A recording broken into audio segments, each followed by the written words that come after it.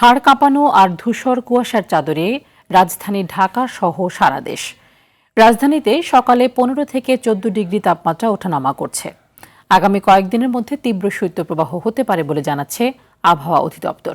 এই সময় উত্তরাঞ্চল ও নদী অববাহিকার এলাকাগুলোতে তাপমাত্রা 4 ডিগ্রি সেলসিয়াসে নেমে আসতে পারে। এছাড়া জানুয়ারিতে দেশে 2 থেকে 3টি মৃদু থেকে মাঝারি এবং 1 থেকে 2টি মাঝারি থেকে তীব্র শৈত্যপ্রবাহ হতে পারে। পূর্বাভাস বলছে মধ্যরাত থেকে সকাল পর্যন্ত সারা দেশে মাঝারি থেকে ঘন কুয়াশা পড়তে পারে। এ মাসে দেশে স্বাভাবিক বৃষ্টিপাতের সম্ভাবনা থাকলেও বঙ্গোপসাগরে ঘূর্ণিঝড় বা নিম্নচাপের আশঙ্কা নেই। এদিকে তীব্র শীতে নাকাল খেটে খাওয়া মানুষ।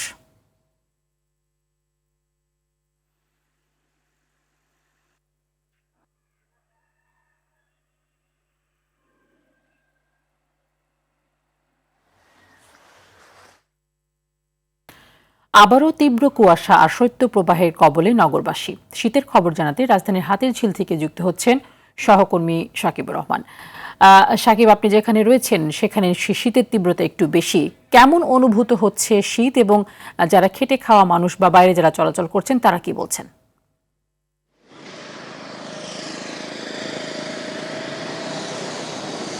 তানি আসলে আজকে কিন্তু এই যে শীতের মৌসুম, তার মধ্যে ঢাকায় সর্বনিম্ন তাপমাত্রা 12.7 ডিগ্রি সেলসিয়াস তারা রেকর্ড করেছে। কিছুক্ষণ আগে আমি আবহাওয়া অধিদপ্তরের সঙ্গে কথা বলেছি এবং সারা দেশের মধ্যে সর্বনিম্ন তাপমাত্রা রেকর্ড করা হয়েছে সিরাজগঞ্জে।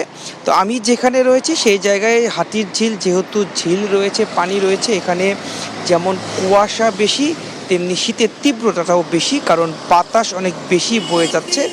এখানে 12.7 ডিগ্রি সেলসিয়াস তাপমাত্রা হলেও সেটির যে ফিলস লাইক, অর্থাৎ যে অনুভূতিটা, সেটি আসলে 10 বা 10-এর কম বলেই মনে হচ্ছে।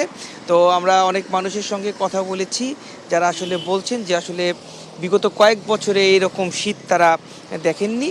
আর খেটে খাওয়া মানুষ কিন্তু সব থেকে বেশি বিপাকে আছে, যেহেতু তাদের ঠিকমতো আসলে অনেকের শীতের গরম পোশাক নেই। পাশাপাশি অনেক মানুষ রাস্তায় তারা রাত যাপন করে, তাদের জন্য সব থেকে বেশি কষ্টের মধ্যে দিয়ে দিন যাচ্ছে। অনেকজনই আবার অনেক জায়গায় আগুন জ্বালিয়ে কিছুটা শীত নিবারণের চেষ্টা চালিয়ে যাচ্ছেন এবং এর মধ্যে দিয়ে আসলে শীতটি প্রবাহিত হচ্ছে।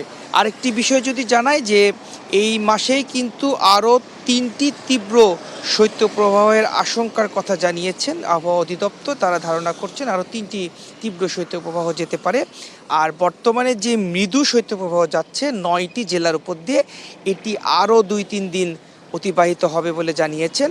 আরেকটি বিষয় তারা বলেছেন যে আসলে দিন এবং রাতের তাপমাত্রার কিন্তু তেমন কোনো পার্থক্য হবে না।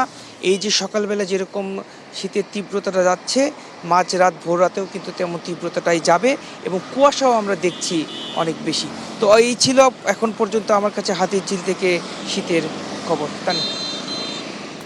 ধন্যবাদ আপনাকে।